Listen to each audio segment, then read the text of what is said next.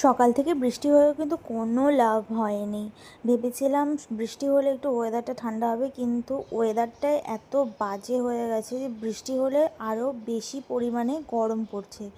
So AC তো চালিয়ে দিয়ে চলে এসেছি যাতে ঘরটা খুব সুন্দর ঠান্ডা হয়ে যায়, খাওয়া দাওয়া করে যাতে একদম চিল করে একটু রেস্ট নিতে পারি। সো এসি চালিয়ে দিয়ে আমি ফটাফট করে রান্নাঘরে চলে এসেছি। আর প্রচণ্ড পরিমাণে আমার খিদেও পেয়ে গেছিলো। আর আজকে ছিল শনিবার।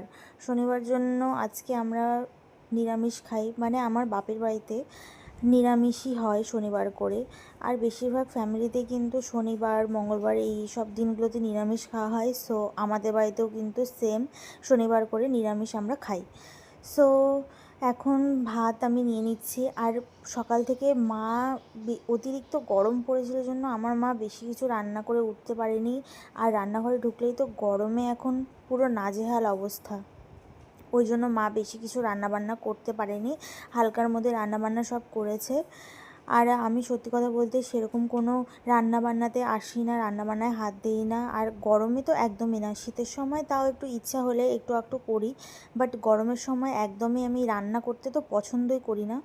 সো তো খিদা প্রচণ্ড পরিমাণে পেয়ে গেছিলো জন্য আমি চলে এসেছি রান্নাঘরে। আর এখন ভাত নিয়ে নিচ্ছি। হ্যাঁ, সো প্রথমে আমি ভাত নিয়ে নিলাম।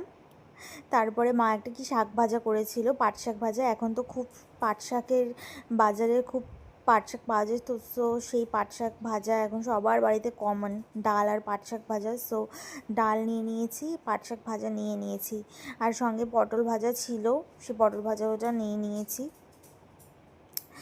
আর ব্যাস, এখন আমি খাওয়া দাওয়াটা কমপ্লিট করব, পেট পূজা কমপ্লিট করে এখন এসি রুমে গিয়ে আমি আরামসে শোবো।